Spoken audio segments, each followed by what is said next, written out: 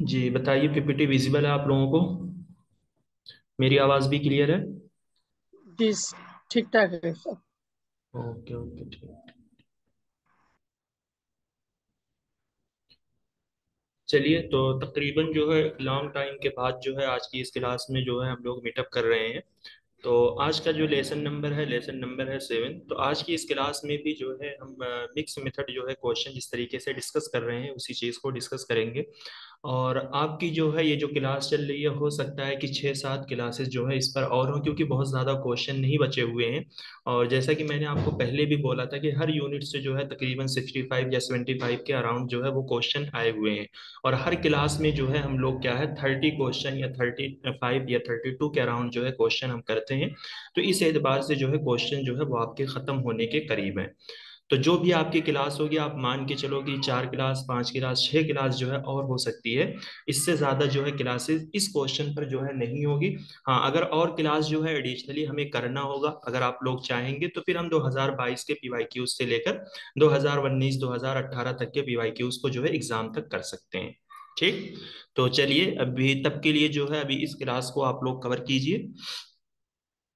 तो ये भी जो है इस तरीके के क्वेश्चन जो है काफी कई बार जो है पूछे जा चुके हैं। टाइप्स ऑफ इवेल्युएशन से जो है ये क्वेश्चन है और उनके कुछ फंक्शन यहाँ पर दिए गए हैं, तो आपको मैच करके बताना है।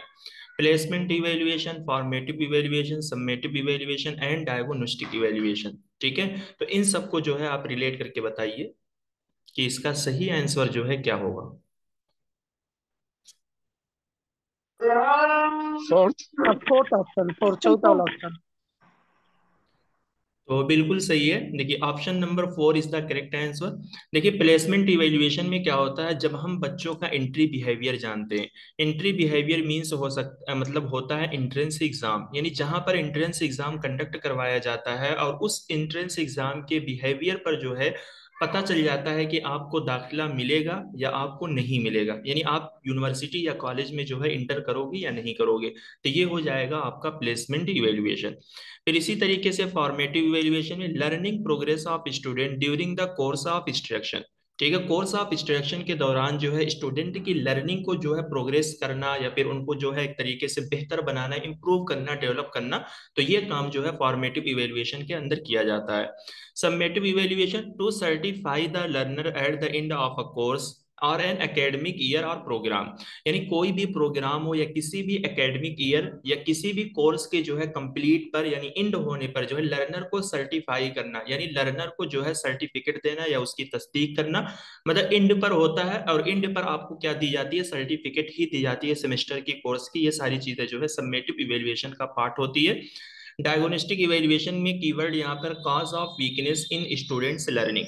तो स्टूडेंट की लर्निंग में जो है कहाँ पर वीकनेस आ रही है, यानी उनको कौन सा एरिया या कौन सा पोर्शन जो है सीखने में दिक्कत हो रही है, जिसको स्टूडेंट जो है नहीं सीख पा रहे हैं, उसको जो है हम डायग्नोस्टिक इवेल्युएशन के अंदर क्या करते हैं, जानते हैं।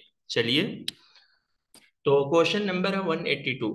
Given below are two statement. Statement 1, adolescents are highly inclined toward self actualization and have a clear sense of their identity।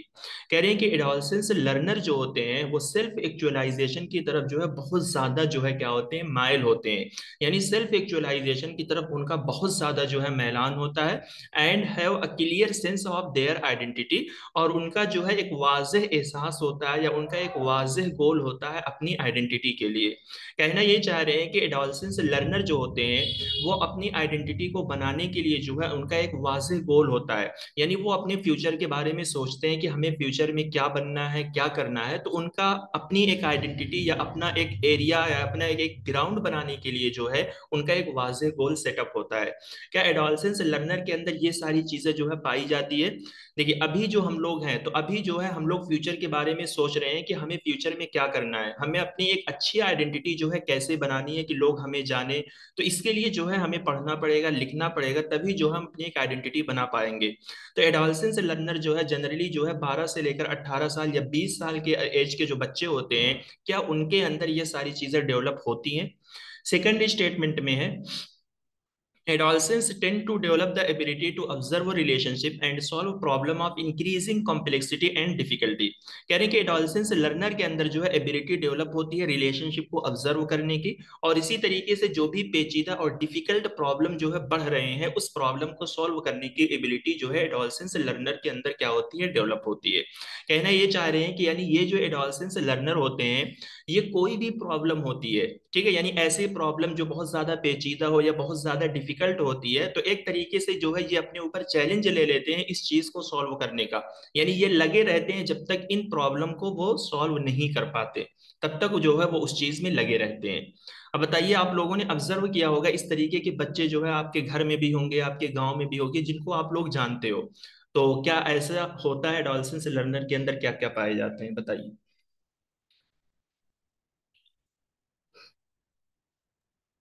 Both are correct. चलिए, और कोई बताए।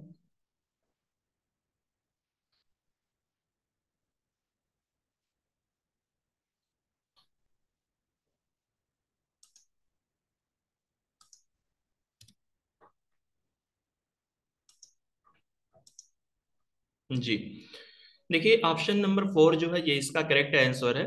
यहाँ पर अगर आप देखेंगे जो एडोलसेंस लर्नर होते हैं उनके अंदर जो है या उनकी आइडेंटिटी या सेल्फ एक्चुअलाइजेशन की तरफ उनका मैलान जो है बहुत ज्यादा नहीं होता है, यानी ये बहुत ज्यादा जो है आजादाना ख्याल के होते हैं। यहाँ तक जबकि ये 10 एंड 12 यानी 10+2 के कोर्सेज को जब ये कर लेते हैं तब भी इनका कुछ अपना एक गोल सेटअप नहीं होता, हमें क्या करना है, हमें क्या करना चाहिए। हाँ, अगरचे उनके पेरेंट्स इस तरीके के हैं, वो पढ़े लिखे हैं, तब जाकर वो अपने बच्चों को उनकी सेल्फ आइडेंटिटी बनाने के लिए उनको गाइड करके आगे भेज सकते हैं। बट एडोलसेंस लर्नर के अंदर ये सारी चीजें जो है डेवलप नहीं होती हैं। हाँ, बाकी यहाँ पर सेकंड स्टेटमेंट इस वजह से सही है क्योंकि ये बच्चे ऐसे होते हैं, ये कोई भी प्रॉब्लम अगर इनको दी जाती है, इनके सामने कुछ ऐसी प्रॉब्लम रखी जाती है, तो वो एक तरीके से अपने ऊपर उस चीज को चैलेंज समझ लेते हैं। ठीक है, पढ़ने के अलावा वो सारा काम जो है बाई चैलेंज करते हैं, लेकिन पढ़ने की चीजों को जो है छोड़कर करते हैं। इसकी बहुत ही अच्छी एग्जांपल जो है, जैसे मेरे घर में मेरा एक भांजा, वो सेम टू सेम ऐसी, अभी वो 10 का एग्जाम दिया, अराउंड जो है वो 16 या 17 साल का होगा, ठीक है, लेकिन उस बंदे के अंदर कुछ भी ऐसी चीज नहीं है कि उसको फ्यूचर में क्या बनना है, क्या पढ़ना है, क्या लिखना, कुछ भी ऐसी चीज नहीं है। हाँ, उसके सामने कोई भी कॉम्प्लेक्स काम आप दे दो, कोई भी डिफिकल्ट सिचुएशन आप दे दो, वो दिन भर जो है घर में वही काम करता रहेगा। कुछ इलेक्ट्रॉनिक का ऐसा सामान है जिसको कोई नहीं बना पाएगा, दिन भर वो उसी में लगा रहेगा जब तक वो उस काम को मुकम्मल ना कर ले। ठीक है, तो मैंने इस क्वेश्चन को देखा, मैंने कहा देखो ये चीज तुम्हारे ऊपर बहुत फिट आ रही है। तो आप लोग भी जनरली इस चीज को समझ सकते हो कि एडोलसेंस में जो 12 साल से लेकर 18-20 साल के बच्चे होते हैं, वो अपनी सेल्फ आइडेंटिटी के लिए जो है बहुत ज्यादा उनका क्लियर गोल नहीं होता है। बहुत ही कम ऐसे बच्चे होते हैं जो इस चीज को या इस टारगेट को जो है सेटअप करके रख लेते हैं। ठीक है, और वही बच्चे कर पाते हैं जिनके पेरेंट्स जो है पढ़े लिखे होते हैं या फिर उनका खानदान जो है ठीक ठाक होता है, तभी जो है वो उनको एक अच्छी राह दिखा पाता है। बाकी एडोलसेंस में ये सारी चीजें नहीं आएंगी, ये अडल्ट में आएंगी, जैसे अभी हम लोग हैं। ठीक है, तो हम लोग जो है अपनी एक आइडेंटिटी बनाना चाहते हैं, यानी हम अपना एक फ्यूचर सेट करना चाहते हैं कि हमें फ्यूचर में क्या बनना है, किस तरीके से जो है हमें जॉब लेनी है, किस तरीके से हमें जो है एक अच्छी जिंदगी गुजारनी है। ये सारी चीजें जो है अडल्ट लर्नर के अंदर आती हैं। गेटिंग माई पॉइंट, समझ में आ रहा है। जी सर। जी सर। चलिए, question number 183, statement 1, in jigsaw each student in a group is expected to specialise in one aspect of learning task. ठीक है, जिक्सा स्ट्रेटेजी जो है ये भी कोऑपरेटिव लर्निंग का ही एक पार्ट होता है, जिक्सा। ठीक है, तो कह रहे हैं कि जिक्सा स्ट्रेटेजी में हर स्टूडेंट जो ग्रुप में होता है उसमें यही एक्सपेक्ट किया जाता है कि वो लर्निंग टास्क के जो है किसी भी एक पहलू में वो स्पेशलाइज्ड होगा। जैसे जिक्सा स्ट्रेटेजी में अगर टीचर ने आपको कोई भी प्रोजेक्ट दे दिया है करने को, तो उस प्रोजेक्ट के जो है बहुत सारे पार्ट होंगे। ठीक है, यानी उस प्रोजेक्ट में आपको इवेल्युएशन भी करना होगा, उस प्रोजेक्ट में आपको डायग्राम भी बनाना होगा, इसी तरीके से उस प्रोजेक्ट में जो है आप में से बहुत सारे लोगों को जो है इंस्ट्रक्शन देना होगा, इंट्रोडक्शन पार्ट बनाना होगा, अब्स्ट्रैक्ट लिखना होगा। ठीक है, तो यानी ये क्या है, ये प्रोजेक्ट के अलग अलग जो है एस्पेक्ट हैं, अलग अलग जो है पहलू हैं। तो कहा जाता है कि इस ग्रुप के अंदर जो बच्चे होते हैं, तो हर पहलू में से किसी भी एक पहलू पे क्या होंगे, वो माहिर होंगे। जैसे 5 लोगों का ग्रुप है, तो एक बंदा उसमें से जो है वो डायग्राम बनाने में जो है बहुत ज्यादा माहिर होगा। इसी तरीके से एक बंदा उसके अंदर होगा जो इवेल्युएशन करने में बहुत ज्यादा माहिर होगा। एक बच्चा होगा जो इंट्रोडक्शन लिखने में माहिर होगा।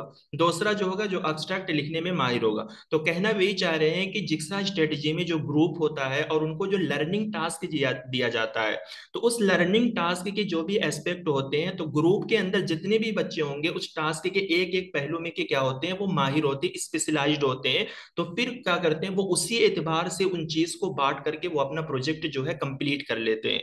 ठीक। सेकेंड स्टेटमेंट में ये कहा गया है, the major focus of group investigation strategy is one the development of inquiry skill. कह रहे हैं कि ग्रुप इन्वेस्टिगेशन स्ट्रेटेजी का बड़ा फोकस जो है इंक्वायरी स्किल की डेवलपमेंट पर है।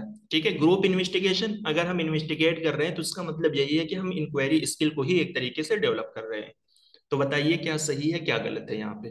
सर पहला तो सही है पहला सर, सही, दूसरा दूसरा गलत है सर। दूसरा क्यों गलत है। यहाँ पर दिया गया है ग्रुप इन्वेस्टिगेशन स्ट्रेटेजी। ठीक है, अगर हम कुछ इन्वेस्टिगेट कर रहे हैं तो इन्वेस्टिगेशन का मतलब ही होता है कुछ किसी चीज को जो है तलाश या विचार करना। तो तलाश करने में ही हमारी स्किल जो है एक तरीके से क्या होगी, डेवलप होगी। यानी हमें ये चीज पता चलेगी कि किसी चीज को कैसे तलाश किया जाता है। जैसे रिसर्च में क्या होती है, इन्वेस्टिगेशन होती है। तो अगर ग्रुप इन्वेस्टिगेशन स्ट्रेटेजी हो रही है तो उसमें से हर इंडिविजुअल बच्चे के अंदर जो है इंक्वायरी स्किल क्या होगी, डेवलप होगी। यानी उसको जो है तलाशने की सलाहियत पैदा होगी, किस तरीके से जो है मटेरियल जो है तलाश करके चीजों को लिखा जाता है। ठीक है। तो सेकेंड स्टेटमेंट जो है वो काफी आसान था, तो ये किस एतबार से गलत लग रहा है आप लोगों को। जी।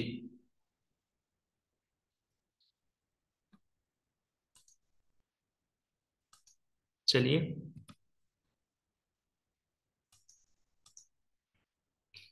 Question number 184, which of the following is called the teacher's belief that he can influence even the most ignorant student and help him in his learning। ठीक है, कह रहे हैं कि फॉलोइंग में से जो है किसको टीचर्स का बिलीव कहा जाएगा। ठीक है, that he can influence even the most ignorant student, जो इंतहाई जाहिल तालिब इल्म को मुतासिर कर सकता है और उनको उनकी लर्निंग में जो है हेल्प कर सकता है। तो टीचर का वो कौन सा बिलीफ है जिसकी वजह से जो है वो इंतहाई जहालत वाले स्टूडेंट को मुतासिर कर सकती है और इसी तरीके से उनकी लर्निंग में उनकी मदद कर सकती है। तो टीचर्स की नॉलेज, टीचर्स की understanding, teachers sense of effectiveness या टीचर सेल्फ परसेप्शन। तो टीचर की वो कौन सी क्वालिटी है जिसकी वजह से वो इन्फ्लुएंस हो सकते हैं और उनकी लर्निंग में उनको मदद मिल सकती है। Third option sir. जी बिल्कुल। तो ऑप्शन नंबर 3 जो है इसका सही आंसर है। क्योंकि देखिए टीचर अगर इफेक्टिव है, ठीक है, तो जाहिर सी बात है अगर टीचर आपको बहुत अच्छे तरीके से एडवाइस दे रहा, अच्छे तरीके से इंस्ट्रक्शन दे रहा है, जिस इंस्ट्रक्शन की वजह से आपको उसकी इफेक्टिवनेस, उसकी तासीर जो है मालूम होती है, तो कहीं ना कहीं इस चीज का एहसास जो है सारे लर्नर पर जो है होता है। तो कितने भी जाहिल स्टूडेंट होंगे, नामालूम स्टूडेंट होंगे, अगर उस टीचर की इफेक्टिवनेस का चर्चा बार बार चलेगा कि हाँ इस टीचर की बात मुझे समझ में आ रही है, तो वो लोग भी क्या होंगे, माइल होंगे, मुतासिर होंगे टीचर से पढ़ने के लिए। ठीक है, यानी सीखने के लिए जो है उनके अंदर भी क्या होगी, इन्फ्लुएंसेस होगी, तो वो भी इस टीचर से पढ़ने के लिए मुतासिर हो जाएंगे। चलिए, Philip ICT device allows competition to record and share short video response. Philip ICT device is used for live video discussion and presentation। यही सेम क्वेश्चन जो है 2023 जून में आया हुआ था और ये दिसंबर में भी ये क्वेश्चन आया हुआ है। ठीक है, तो कह रहे हैं कि फिलिप जो है एक आईसीटी डिवाइस है जो कंपटीशन को ये अलाउ करता है कि वो वीडियो रिकॉर्ड कर सकते हैं और शॉर्ट वीडियो जो है वो रिस्पोंडेंट यानी लर्नर को क्या कर सकते हैं, शेयर कर सकते हैं। फिलिप एक आईसीटी डिवाइस है जो live video discussion and presentation के लिए यूज की जाती है। तो कौन सा स्टेटमेंट सर यहाँ पर पहला सही। ऑप्शन, दूसरा गलत। ठीक है, यहाँ पर जो है बोथ स्टेटमेंट आर करेक्ट होगा। ठीक है, और इसके बारे में आपको पहले भी बताया गया है कि फिलिप को जो है प्रीवियसली जो है हम फिलिप ग्रीड के नाम से जानते थे। Is a useful tool in education for anyone who want to use video based interactivity inside as well as outside the classroom. यानी क्लासरूम के अंदर और इसी तरीके से क्लासरूम के बाहर जो है अगर हम वीडियो बेस्ड इंटरेक्शन करना चाह रहे हैं तो हम फिलिप जो है टूल को यूज कर सकते हैं। यहाँ पर टीचर जो है कोई भी शॉर्ट वीडियो पोस्ट कर सकता है मतलब टेक्स्ट के साथ, इमोजीज के साथ, और भी इस तरीके की बहुत सारी चीजें जो है यहाँ पर डाल सकता है। और स्टूडेंट जो है उस चीज का रिप्लाई जो है वो अपने खुद की वीडियो को रिकॉर्ड करके जो है वो वहां पे शेयर कर सकते हैं। और इसी तरीके से इस टूल को जो है लाइव वीडियो डिस्कशन और प्रेजेंटेशन के लिए भी क्या किया जाता है, यूज किया जाता है। तो मैंने आपको पहले भी बोला है कि टीचिंग में जो इस तरीके से टूल और सॉफ्टवेयर से क्वेश्चन आ रहे हैं, यही ज्यादा जो है हमारे लिए जो है कंफ्यूजन क्रिएट करते हैं। तो आप लोग जरूर इस चीज को नोट करो कि कौन सा जो है टूल जो है माइंड मैप के लिए यूज होता है, कौन सा जो है वीडियो के लिए यूज होता है, कौन सा जो है लाइव क्विज बनाने के लिए यूज होता है। इस तरीके के काफी क्वेश्चन जो है हम लोग पढ़ चुके हैं। तो आपकी ये जिम्मेदारी बनती है कि इस चीज को आप जरूर अलग से नोट कीजिए, क्योंकि ऐसे क्वेश्चन जो है काफी आ रहे हैं, और ऐसे ही क्वेश्चन में जो है आप लोग कंफ्यूज होगे अगर इस चीज पर तवज्जो आप लोग नहीं दोगे। ठीक है, चलिए। Question number 186। Statement one, the process of comparing a student's performance against his her previous performance is called an ipsative assessment. इस तरीके का क्वेश्चन जो है पहले भी आ चुका है। Authentic assessment are assessment procedure that test skill and abilities as they would be applied in real life situation. कह रहे हैं कि अगर एक स्टूडेंट की परफॉर्मेंस को उसकी प्रीवियस परफॉर्मेंस के मुकाबले में अगर हम कंपेयर करते हैं तो उस प्रोसेस को इप्सेटिव असेसमेंट कहा जाता है। कह रहे हैं कि ऑथेंटिक असेसमेंट जो है एक असेसमेंट प्रोसीजर है जो स्किल एंड एबिलिटीज को टेस्ट करता है, जैसे कि उसको रियल लाइफ सिचुएशन में अप्लाई किया जा सके। बताइए क्या सही है यहाँ पे। दोनों सही है सर। बिल्कुल। तो यहाँ पे देखिए दोनों की डिफिनेशन दी गई है और ये दोनों सही है। आप में से जिसको भी ये चीज नहीं मालूम है तो जरूर आप इस चीज को नोट कीजिए। ठीक है, एब्सेटिव असेसमेंट का मतलब ये होता है कि फर्स्ट सेमेस्टर में आपकी परफॉर्मेंस क्या थी, ठीक है, आप किस तरीके से चीजों को पढ़ते थे, आपने क्या अचीव किया था, उसी के मुकाबले में अगर आपको नेक्स्ट सेमेस्टर में जो है आपकी परफॉर्मेंस को देखा जाएगा। ठीक है, तो इस तरीके की असेसमेंट को हम क्या करते हैं, एब्सेटिव असेसमेंट, यानी पहले आप कैसे थे और अब जो है आप कैसे हो गए हो। ऑथेंटिक, इसका नाम ही ऑथेंटिक है। यानी आप अगर कहते हो कि मेरे पास इस चीज की स्किल है, इस चीज की सलाहियत है, तो हम कैसे मान लें कि हाँ आपके पास ये चीज की एबिलिटीज या स्किल आपके अंदर मौजूद है। तो हम आपकी उन सलाहियतों को, उन एबिलिटीज को हम क्या करते हैं, चेक करते हैं। फिर उसके बाद जो है कुछ रियल लाइफ सिचुएशन आपके सामने पेश करेंगे ताकि आप जो है उस चीज को हमें सॉल्व करके दिखाओ। ठीक है, या फिर अगर हम आपको रियल लाइफ सिचुएशन ना भी दें, ताकि आपकी अगर अंदर वो स्किल, वो एबिलिटीज है और आप अगर उस तरीके की रियल लाइफ सिचुएशन आपके सामने आती है ताकि आप उसका क्या कर सको, अपनी स्किल और नॉलेज को अप्लाई करके उसका सॉल्यूशन जो है आप निकाल सको। ठीक, चलिए। टाइप्स ऑफ मालवेयर और उसके डिस्क्रिप्शन जो है यहाँ पर दिए गए हैं। ट्रोजन हॉर्स है, वॉर्म है, स्पाईवेयर है, रैनसमवेयर है। तो इस चीज को जो है मैच करके बताना है। लिस्ट वन को जो है लिस्ट टू से जो है मैच कीजिए।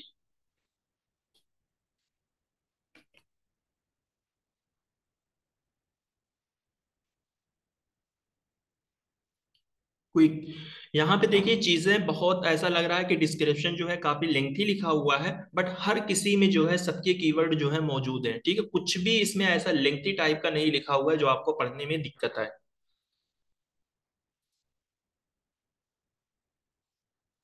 Second option sir. गुड। तो ऑप्शन नंबर टू जो है इसका सही आंसर है। देख लेते हैं। देखिए ट्रोजन हॉर्स जो है हम किसको बोलते हैं, a non self replicating program containing malicious code when execute carry out action typically causing loss of data. ठीक है, तो ट्रोजन हॉर्स जो होता है ये आपका सेल्फ रिप्लिकेटिंग प्रोग्राम नहीं है। सेल्फ रिप्लिकेटिंग प्रोग्राम जो है ये वर्म होता है, यानी एक तरीके का ये कीड़ा होता है जो खुद पैदा होता है कंप्यूटर के अंदर और वायरस की तरह जो है ये फैलता रहता है। तो ट्रोजन हॉर्स जो होता है ये आपके कंप्यूटर के अंदर जो भी डेटा होता है उस डेटा को लॉस करने की वजह बनता है। यानी इसकी वजह से जो है आपके कंप्यूटर का डेटा जो है क्या हो सकता है, खराब हो सकता है। फिर बी को one, a program that self replicate itself in order to spread to other computer and use a computer network to spread itself. देखिए ये जो होता है सेल्फ रिप्लिकेट, सेल्फ रिप्लिकेट का मतलब ये होता है कि यानी ये जो है खुद ब खुद जो है कंप्यूटर के अंदर जो हो जाते हैं, पैदा हो जाते हैं और वो एक कंप्यूटर से दूसरे कंप्यूटर में जो है पहुंच जाते हैं और इनको जो है फैलने के लिए एक कंप्यूटर नेटवर्क की जरूरत पड़ती है। यानी कहना ये चाह रहे हैं कि ये वॉर्म जो है ये उसी कंप्यूटर नेटवर्क के अंदर ही फैलता है। ठीक है, यानी ये कंप्यूटर में रहेगा, वहीं पर जनरेट होगा, वहीं से जो है दूसरे कंप्यूटर में वो क्या हो जाता है, ट्रांसफर हो जाता है। फिर इसी तरीके से अगर हम देखेंगे spyware, a program that aids in gathering information about a person और organisation without their knowledge, for example it detect key presses of computer user. देखिए कंप्यूटर में मतलब यूजर जो है अपने कंप्यूटर से जो भी कीबोर्ड से अपनी एक्टिविटीज को करता है, कीबोर्ड से जो भी हम डायल करते हैं, जो भी चीजें हम यूज करते हैं, तो स्पाईवेयर क्या करता है उस चीज को, यानी उन सारी एक्टिविटीज को वो क्या कर लेता है मेरी नॉलेज के बगैर किसी थर्ड पार्टी को जो है वो दे देता है। यानी कीबोर्ड की जितनी भी एक्टिविटीज होगी उन एक्टिविटीज को रिकॉर्ड करके या उन इंफॉर्मेशन को जो है वो जमा करके क्या करता है किसी दूसरे पर्सन को वो दे देता है। रैनसमवेयर में हमने वही बताया था कि ये भी एक तरीके का मैलिशियस कोड है, यानी एक तरीके का मालवेयर है जो आपकी एक्सेस को रोक देता है। यानी जब जब आप उस चीज को यूज करोगे तो ये यही कहेगा कि पहले उसके लिए हमें कुछ पेमेंट दीजिए, कुछ फी आप दीजिए, तभी जो है आप उस चीज को क्या कर पाओगे, एक्सेस कर पाओगे, चला पाओगे। जैसे बहुत सारी ऐसी फाइल आपके कंप्यूटर में होती है, सम टाइम आपने देखा होगा जब आप उसको ओपन करोगे तो वो फाइल जो है ओपन नहीं होगी, बल्कि वहां पे कुछ इस तरीके की चीजें लिख के आएगी कि आपको डॉलर में जो है इतने पैसे पे करने पड़ेंगे, तभी जो है आप इस फाइल को क्या कर सकते हो, एक्सेस कर सकते हो, यूज कर सकते हो, चला सकते हो। तो ये काम कौन करता है, रैनसमवेयर करता है। यानी आपकी फाइल के एक्सेस को रोक देता है, ठीक है, कंप्यूटर सिस्टम को एक्सेस करने से एक तरीके से रिस्ट्रिक्शन लगा देता है, कैद लगा देता है, ठीक है, ऑफन डिमांड अ फी। ठीक है, तो अक्सर जो है ये एक फी की डिमांड करेगा, ये वही कहेगा कि पहले हमें कुछ पेमेंट दो, तभी जो है आप इस चीज को यूज कर सकते हो। ठीक, क्लियर। जी सर। चलिए, क्वेश्चन नंबर है 188, डिनायल ऑफ सर्विस, यानी सर्विस का इनकार, यानी हमारा जो नेटवर्क है वो सर्विस देने से इनकार कर रहा है।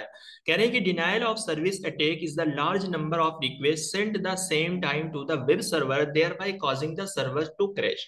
तो कह रहे हैं कि डिनायल ऑफ सर्विस जो है एक तरीके का ये अटैक है जो एक लार्ज नंबर में रिक्वेस्ट जो है सेम टाइम पे वेब सर्वर को भेजी जाती है, जिसकी वजह से सर्वर जो है क्रश होने की वजह बनता है। तो डिनायल ऑफ सर्विस जो है ये भी आपका मालवेयर के अंदर ही आता है, यानी एक तरीके का ये अटैक होता है।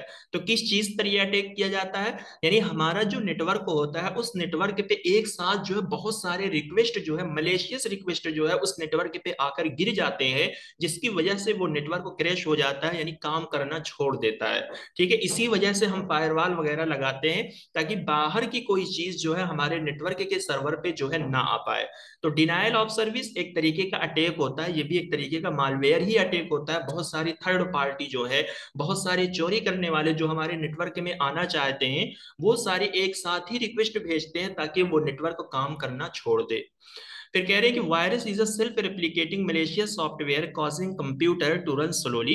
कह रहे हैं कि वायरस जो है एक सेल्फ रेप्लिकेटिंग मलेशियस सॉफ्टवेयर है जिसकी वजह से कंप्यूटर जो है बहुत स्लोली, यानी धीरे धीरे जो है चलता है। तो बताइए यहाँ पे कौन सा सही है। दोनों सही है सर। हाँ, तो बोथ स्टेटमेंट आर करेक्ट, यहाँ पर दोनों चीजें जो है वो सही है। डिनायल ऑफ सर्विस जो है हमने पढ़ा भी है और इससे जो है क्वेश्चन आपके मैच द कॉलम में भी आते हैं, और ये स्टेटमेंट में बना के ये क्वेश्चन पूछ लिया गया है। तो हर टर्म का मतलब जो है आप लोगों को मालूम होना चाहिए, उसके कीवर्ड के साथ चीजों को आपको मैच करना है। सर्विस से इनकार करना, तो यानी नेटवर्क की सर्विस देने से जो है ये इनकार कर देता है। क्यों इनकार कर देता है, क्योंकि सेम टाइम पे जो है बहुत सारे इसके ऊपर अटैक किए जाते हैं, बहुत सारे इसके ऊपर हमले होते हैं, जिसकी वजह से वो नेटवर्क को काम करना छोड़ देता है।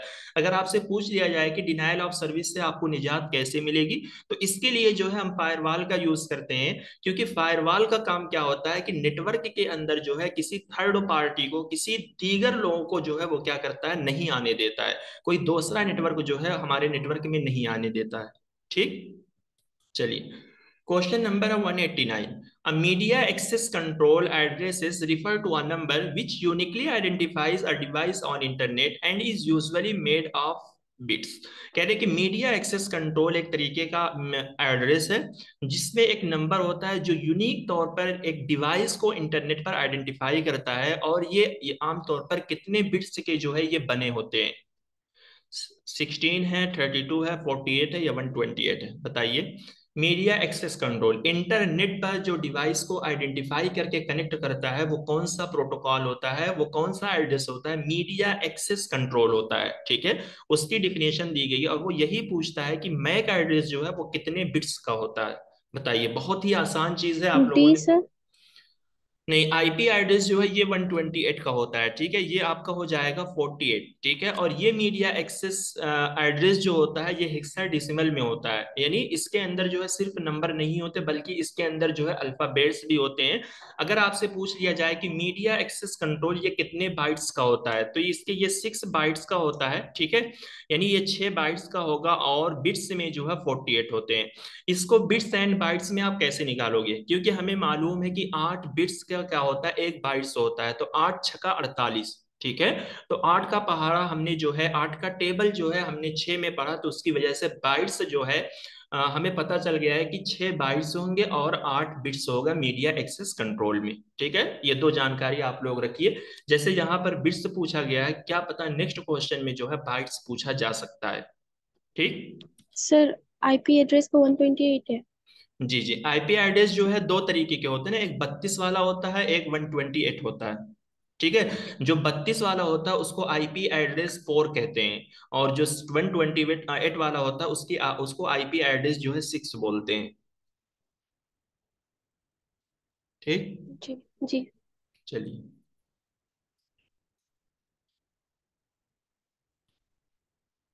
चलिए, question number 190। Which of the following facilities are available in word processing software such as MS Word, ठीक है। एमएस वर्ड में पूछ रहे हैं कि कौन सी फैसिलिटीज जो है अवेलेबल होती है, यानी फाइंड एंड रिप्लेस करने वाली फैसिलिटी होती है, यानी किसी वर्ड को फाइंड करना या किसी चीज को रिप्लेस करना, या मेल मर्ज वाला सिस्टम होता है, स्पेलिंग चेक एंड थेजर्स वाला जो है ऑप्शन होता है एमएस वर्ड में, या ऑटोमेटिक रिकैलकुलेशन वाला जो है ऑप्शन होता है। अगर आप लोग यूज करते होगे एमएस वर्ड वगैरह तो ये सारी चीजें कॉमन है, यानी उसी एमएस वर्ड के मेनू बार पे ही ये सारी चीजें जो है लिखी हुई होती हैं। सर चौथा option sir. A B D नहीं होगा, A B A B and C. C, हाँ, क्योंकि जी सर। ऑटोमेटिक रिकैलकुलेशन जो है ये आपका एमएस एक्सेल में होगा, ठीक है, जो कि एमएस ऑफिस का ही सॉफ्टवेयर है। जिस तरीके से एमएस वर्ड में जो है हम वर्ड प्रोसेसिंग का काम करते हैं, यानी लिखने वाला काम करते हैं, तो एमएस एक्सेल में जो है हम क्या करते हैं, कैलकुलेशन का काम करते हैं, ठीक है, जिसको स्प्रेडशीट भी बोला जाता है। तो ये आप याद रखिएगा। देखिए, मेल मर्ज जो होता है ना ये एमएस वर्ड में ही होता है। मेल मर्ज का मतलब ये होगा कि जैसे आपकी अगर शादी हो रही है और अपना दावतनामा जो है आप अपने कंपनी के एम्प्लॉयज को भेजना चाहते हैं, आप अपने बहुत सारे फ्रेंड्स को भेजना चाहते हैं, तो इस मेल मर्ज सिस्टम के तहत जो है आप उनके नेम को, उनकी आईडीज को, या उनकी प्रोफाइल जिसको वो यूज कर रहे हैं, मेल मर्ज सिस्टम में डालकर जो है आप उस चीज को जो है एक ही साथ जो है कई सारे लोगों को जो है आप क्या कर सकते हो, भेज सकते हो। तो ये मेल मर्ज होता है, ठीक है। चलिए, which of the following pair of acronyms and its expansion are incorrectly matched, तो इसमें से जो है कौन सा एब्रिविएशन जो है वो अपने एक्सपेंशन के साथ जो है इनकरेक्टली मैच कर रहा है। क्या लैन का फुल फॉर्म जो है लोकल एरिया नेटवर्क होता है, मैन का जो है मेट्रोपोलिटन एरिया, वैन का है वाइड एरिया, और वीपीएन का है वर्चुअल पर्सनल नेटवर्क, इसमें से कौन सा जो है इनकरेक्टली मैच कर रहा है। D option D. B sir, B sir. B. B B. नहीं, देखिए यहाँ पर है वर्चुअल प्राइवेट नेटवर्क होता है, पर्सनल नेटवर्क नहीं होता है, ठीक है। जैसे अगर कोई भी जो है आप ऐसी वेबसाइट को यूज करना चाह रहे हो जो जिसके लिए जो है आपको मना किया गया, प्रोहिबिट किया गया है, तो उसके लिए उस वेबसाइट को यूज करने के लिए आप वर्चुअल प्राइवेट नेटवर्क को यूज करते हो। जैसे यूनिवर्सिटी वगैरह की जो वाईफाई होती है, ठीक है, तो यूनिवर्सिटी में मतलब इस तरीके की वेबसाइट को एक्सेस करने के लिए जो है रोक लगाई जाती है, तो बच्चे क्या करते हैं, वीपीएन का इस्तेमाल करते हैं, ताकि उनको जो है नहीं पता चल सके कि मेरे डिवाइस से जो है इस तरीके की वेबसाइट जो है क्या की गई है, ओपन की गई है। तो ये क्या होता है, वर्चुअल प्राइवेट नेटवर्क होता है, ना कि पर्सनल नेटवर्क होता है। बाकी सबके फुल फॉर्म जो है यहाँ पर करेक्टली जो है मैच्ड कर रहे हैं, ठीक। चलिए, क्वेश्चन नंबर है 192। तो यहाँ पर साइबर अटैक में स्पाईवेयर है, फिशिंग है, रैनसमवेयर एंड फार्मिंग है, ठीक है। तो सबके यहाँ पर डिस्क्रिप्शन दिए गए हैं, मैच करके बताना है, काफी अच्छा क्वेश्चन है।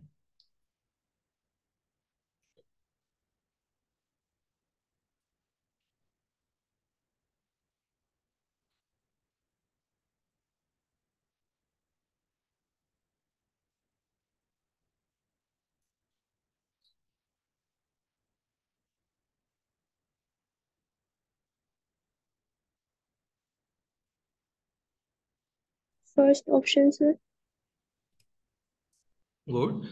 देखिए स्पाईवेयर में देखो, स्पाईवेयर को जो है ना हम की लॉगर भी बोलते हैं ना। तो की लॉगर का मतलब ही वही होता है कि जो हमारे कीबोर्ड से जो कुछ भी प्रेस किया जाता है, ठीक है, तो उस प्रेस वाली चीजों को क्या किया जाता है, रिकॉर्ड किया जाता है और उनको थर्ड पार्टी को जो है सेंड कर दिया जाता है।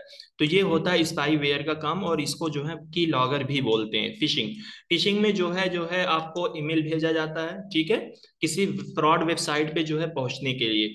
फार्मिंग में जो है आपको फेक वेबसाइट पे जो है जाने की जो है रिडायरेक्शन दी जाती है। और इस मिशिंग में जो है आपको एसएमएस के जरिए जो है धोखाधड़ी की जाती है। स्पाईवेयर में ईमेल के जरिए, फिशिंग में जो है फेक वेबसाइट के जरिए, और इस मिशिंग में जो है एसएमएस के जरिए। रैनसमवेयर वही हो गया जहां पर अभी हमने पढ़ा था कि आपको कुछ क्या करनी देती पड़ती, फी देनी पड़ती है। जैसे कह रहे हैं कि ना, यूजर का मतलब होल्डिंग हॉस्टेज अ यूजर्स डेटा, ठीक है, यानी यूजर के डेटा को वो होल्ड पे कर देता है और उसके लिए जो है यानी उस चीज को रिलीज करने के लिए अक्सर वो फी मांगते हैं।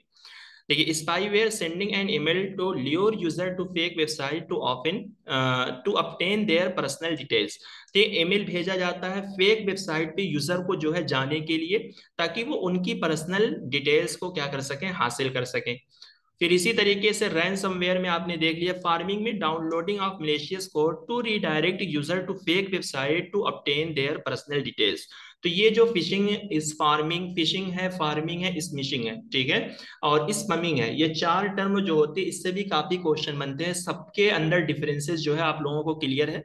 देखिए फिशिंग में जो आपको फंसाया जाता है, जो आपकी पर्सनल इंफॉर्मेशन गेन की जाती है, वो ईमेल भेज कर की जाती है, ठीक है। फार्मिंग में जो है आपको फ्रॉड वेबसाइट के जरिए जो है आपको फंसाया जाता है। और इस मिशिंग में जो है आपको मैसेज किया जाता है कि आप अपना अकाउंट नंबर सेंड कीजिए, ठीक है, हम आपका मतलब एटीएम, इस तरीके के मैसेज आते हैं ना कि आपका एटीएम जो है ब्लॉक होने वाला है, आप अपना अकाउंट नंबर दे दीजिए, हम उसको सही कर देंगे, यानी एसएमएस आता है मोबाइल के थ्रू। और स्पैम जो होता है उसके अंदर अनवांटेड ईमेल आते हैं, यानी ऐसा ईमेल जिसको आप नहीं चाहते हो फिर भी वो आपके पास जो है बार बार आते रहते हैं, जिसमें अक्सर बेशतर जो है एडवर्टाइजमेंट वगैरह के ईमेल होते हैं। आप लोगों के पास भी जो है वो सारे इस तरीके के ईमेल से जो है आते रहते हैं। ठीक, क्लियर। जी सर। चलिए, क्वेश्चन नंबर है 193, the Buddhist mode of interpersonal communication emphasis. ठीक है, कह रहे हैं कि बुद्धिस्ट का इंटरपर्सनल कम्युनिकेशन जो होता है उसमें किस चीज पर फोकस किया जाता है। अनफेटर्ड यूज ऑफ लैंग्वेज, यानी आप यहाँ पर जो लैंग्वेज का इस्तेमाल कर रहे हो, ठीक है, बिल्कुल आजादाना तौर पर कर रहे हो, यानी बेलगाम होकर कह रहे हो। कहने का मतलब ये है कि यानी यहाँ पर आप जो लैंग्वेज यूज कर रहे हो उस लैंग्वेज में कुछ भी आप ख्याल नहीं रख रहे हो, उल्टी सीधी जो है लैंग्वेज का आप इस्तेमाल कर रहे हो। क्या बुद्धिस्ट का इंटरपर्सनल कम्युनिकेशन ऐसा होता है। अनइंटेंजिबल मॉरल फ्रेम्स, यानी यहाँ पर जो है जो मॉरल फ्रेम्स में जो भी बात आप कर रहे हो वो अनइंटेंजिबल है, यानी बिल्कुल जो है नाकाबिले फहम है, यानी वो समझ में ना आए। कुछ ऐसी बात आप कर रहे हो जो दूसरे को समझ में ना आए। या दोनों के दरमियान जो रिलेशनशिप है वो सिमेट्रिकल रिलेशनशिप है, यानी दोनों का फील्ड ऑफ एक्सपीरियंस सेम है, दोनों की लैंग्वेज सेम है, दोनों की चीजें सेम है, यानी दोनों के दरमियान रिलेशनशिप जो है वो सिमेट्रिकल है। फिर यहाँ पर कंसेंसस थ्रू इंटरेक्शन, या आप बातों के थ्रू जो है, इंटरेक्शन के थ्रू जो है आप इत्तेफाक राय रख रहे हो, यानी आप दोनों के दरमियान एक तरीके से रजामंदी है। तो रजामंदी क्यों होगी, यानी आप दोनों के दरमियान जो है जो बात हो रही है आप दोनों एक दूसरे को समझ रहे हो, एक दूसरे से जो है मुत्तफिक हो रहे हो, यानी इत्तेफाक रख रहे हो दोनों की बातों पर। ठीक है, वेरीफाइबिलिटी ऑफ कम्युनिकेशन, या इस तरीके का कम्युनिकेशन यहाँ पर जो है दोनों के दरमियान जो कम्युनिकेशन हो रहा है वो वेरीफाइबल हो रहा है, यानी बिल्कुल बहुत सही हो रहा है, सटीक हो रहा है, अच्छे तरीके का कम्युनिकेशन हो रहा है। तो बुद्धिस्ट का इंटरपर्सनल कम्युनिकेशन कैसा होना चाहिए। सी तीसरा D E sir. Option C. हाँ देखिए, क्योंकि बुद्धिस्ट के बारे में आप लोगों ने पढ़ा है कि ये लोग जो है वायलेंस नहीं चाहते हैं, या फिर इस तरीके की ये लोग यही कहते थे कि हमें कुछ ऐसी लैंग्वेज नहीं यूज करना, या कोई ऐसी बात हमें नहीं यूज करना जो सामने वाले को खराब लग जाए, या फिर हमें कोई ऐसी बात नहीं यूज करना जो सामने वाले को समझ में ना आए। इस बुद्धिस्ट मोड ऑफ कम्युनिकेशन से जो है आपके जून में भी क्वेश्चन आए हुए थे, जिसके अंदर जो है 4 मॉडल्स थे जो हमने आपको बताए थे कि वो बितरतीब जो है आप उसको याद कीजिएगा।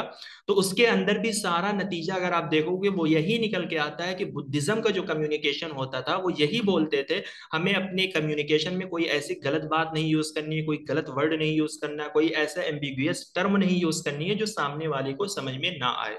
ठीक है, चलिए Question number 194. The concept of framing is used to tailor political issues in election campaign as part of communication strategy by।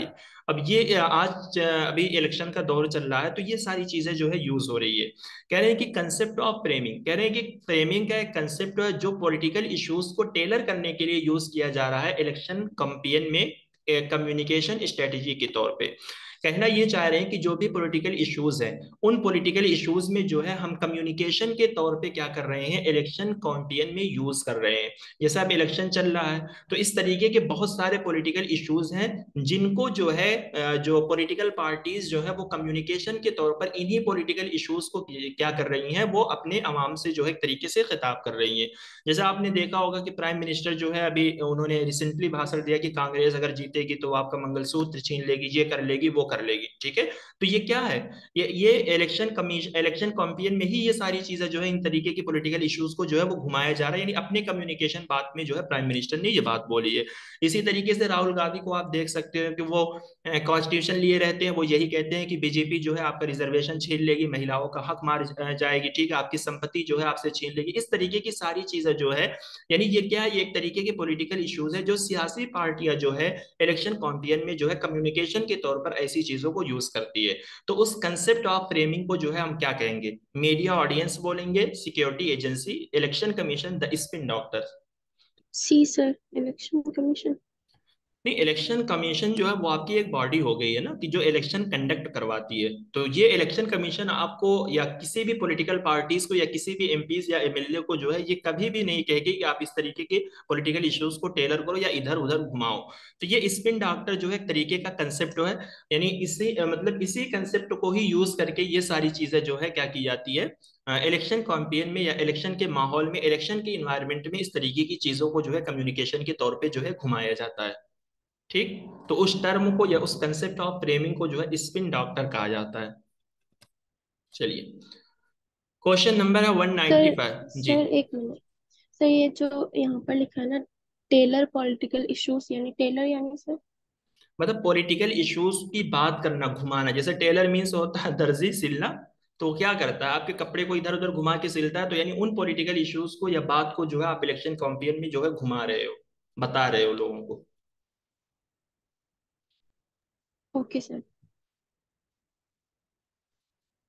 Which of the following are identifies as role of non-verbal communication in relation to verbal communication? तो following में से जो है कौन सा ऐसा है जिसको नॉन वर्बल कम्युनिकेशन के रोल के तौर पे आइडेंटिफाई किया गया है वर्बल कम्युनिकेशन के रिलेशन में। कहना ये चाह रहे हैं, यानी सिंपल सी बात है, आपसे जो है नॉन वर्बल कम्युनिकेशन के फंक्शन पूछ रहे हैं। तो नॉन वर्बल कम्युनिकेशन के फंक्शन क्या होते हैं, जहां पर हम वर्बल एंड नॉन वर्बल दोनों का मिलाकर क्या करते हैं, यूज करते हैं। तो वही आपसे पूछा जा रहा है, नॉन वर्बल कम्युनिकेशन के फंक्शन आपसे पूछे जा रहे हैं, आपको बताए गए हैं, पढ़ाए गए हैं। ए में दिया गया है एक्सेंचुएशन, सी में है repetition, supervision, substitution and contradiction. याद है कुछ नॉन वर्बल कम्युनिकेशन के फंक्शन में क्या क्या आता है? इस चीज को जो है या इस वर्ड को एक्सेंट्यूशन को हमने सर जो है, हाँ ACDE, सी ऑप्शन। गुड। हाँ तो देखिए एक्सेंट्यूशन में क्या होता है कि किसी भी चीज पे या किसी भी वर्ड पे जो है जोर देकर पढ़ना, ठीक है। जिसे हमने कहा ए इज पावरफुल देन बी, ठीक है। इसी चीज को हमने थोड़ा सा जोर दे दिया, A is most powerful than B. तो ये क्या एक्सेंट्यूशन, तो जोर देने में जो है, यानी यहाँ पर वर्बल एंड नॉन वर्बल दोनों का कम्बिनेशन है, दोनों चीजें जो है यूज हो जाती है। अगर किसी चीज पे हम थोड़ा सा जोर देते हैं तो इशारा किनाया जो है हमारे मुंह का जो है या फिर हाथ का होता है, इस तरीके की चीजें जो है यहाँ पर यूज हो ही जाती हैं। रिपीटेशन में कोई भी बात है उसको आप रिपीट करके बार बार बोल रहे हो, तो इसमें भी वर्बल एंड नॉन वर्बल दोनों यूज हो जाएंगे। सुपरविजन जो है ये सुपरवाइजर से बनाओ, जिसका मतलब होता है निगरानी करना, तो ये नॉन वर्बल कम्युनिकेशन के फंक्शन नहीं है। सब्स्टिट्यूशन, सब्स्टिट्यूशन का मतलब ये होता है कि किसी चीज का जो है कायम मकाम, ठीक है, यानी मुतबादिल जिसको हम बोलते हैं। जैसे मान लीजिए अगर आपसे किसी ने कहा कि तुम जाओगे, तो आपने अपने मुंह से हाँ कहने के बजाय बल्कि आपने अपने क्या कर दिया, मुंह से इशारा कर दिया, यानी तो यानी यहां पर आपने क्या किया, वर्बल की जहां आपने नॉन वर्बल का इस्तेमाल किया है। कंट्राडिक्शन में क्या होता है कि जहां पर आप ऐसी बात बोलते हो जो दोनों आपस में क्या हो जाती हैं, कंट्राडिक्ट हो जाती हैं। यानी अगर किसी ने आपसे कहा कि आप जाओगे, तो आप अपनी जुबान से जो है बोल रहे हो हाँ, लेकिन सर से इशारा जो है आप ना का कर रहे हो। यानी एक ही साथ दोनों चीजों का ज़ुहूर आप कर रहे हो, तो ये क्या हो रहा है, कंट्राडिक्शन हो रहा है। तो सामने वाला कह रहा है कि मुंह से तो ये हाँ बोल रहा है, लेकिन इशारा इस तरीके से सर का हिलाने का दिख रहा है जैसा लग रहा है कि ये ना बोल रहा है। ठीक, जी चलिए। Sir. Question number 196, which of the following are identifies as non verbal practice of communication. तो फॉलोइंग में से कौन सी चीज को जो है नॉन वर्बल कम्युनिकेशन की प्रैक्टिस के तौर पे जो है आइडेंटिफाई किया गया है। सिंपल सी बात है, यहाँ पर नॉन वर्बल कम्युनिकेशन के बारे में पूछ रहे हैं। ए में कहा गया है कि मिमिक्सिंग स्पीचेस, ठीक है, मिमिक्री करना यानी किसी की नक्काली करना, ठीक है, किसी की नकल उतारना। तो अगर कुछ ऐसी स्पीच को जो है आप नकल कर रहे हो, क्या ये नॉन वर्बल है। एक्सेंट मिस होता है लहजा, तलफ्फुज। सी में है पोस्चर, जेस्चर एंड पोस्चर जो है ये आपका नॉन वर्बल कम्युनिकेशन का ही पार्ट बनता है। गेट मीन्स होता है किसी की चाल चलन, ठीक है। तो यानी किस बंदे को देखकर आप बता दोगे कि ये किस तरीके से चलता है, किस तरीके से बोलता है। ड्रेस यानी जिसको हम अपेयरेंस बोलेंगे। तो नॉन वर्बल में क्या क्या चीजें आएंगी बताइए। ए, डी, ई सर। देखिए यहाँ पे अगर आप आप पे नहीं नहीं, ए नहीं ए, आएगा ना। ए नहीं होगा। जी हाँ, सर, क्योंकि स्पीचेस ये नहीं देखा। बिल्कुल ये वर्बल में आ जाएगा आपका। बाकी पोस्चर देखिए, जेस्चर में होता है इशारा किनाया। पोस्चर में किसी भी बंदे की पोजीशन को देखकर जब आप पता लगाते हो, जैसे आप में से कोई खड़ा हुआ है मेरे सामने, ठीक है, तो ये क्या, ये उसकी पोजीशन है कि वो खड़ा हुआ है। तो यानी हम उस बंदे को देखकर ये समझ जाएंगे कि क्या ये बंदा जो है बहुत ही ज्यादा जो है सैड है या बहुत ही ज्यादा जो है खुश है। इसी तरीके से कोई बंदा अगर बैठा हुआ है तो उसकी पोजीशन जो है वो बैठने की है, ठीक है। तो बैठे हुए बंदे को हम देखकर समझ जाएंगे कि ये बहुत ज्यादा खुशी में है या बहुत ज्यादा जो है मुसीबत में है। क्योंकि होता है ना कि लोग खामोश बैठे होते हैं, सर पे हाथ रखे हुए होते हैं, तो वो कुछ बोलते भी नहीं है, लेकिन हमें समझ में आ जाता है कि हाँ ये बंदा जो है काफी टेंशन में लग रहा है। तो इस तरीके की सर, चीज जी। सर अगर यहाँ मिमिकिंग के साथ स्पीचेस नहीं होते तो फिर मिमिकिंग को भी लेते ना सर। देखिए, अगर आप मिमिक्री करते हो तो उसमें जो है आप वर्बल का ही यूज करते हो, यानी वर्ड यूज करते हो, ठीक है। मतलब मिमिक्री करने में भी जो है आपको जुबान से जो है बोलना पड़ता है, तो ये वर्बल में ही आएगा। और सर ड्रेस का किस हिसाब से नॉन वर्बल ड्रेस में? जो है अपेरेंस में नहीं आएगा, मतलब जी कल्चर जी वगैरह जी इस जी तरीके की ठीक। चीज है, हेयर स्टाइल।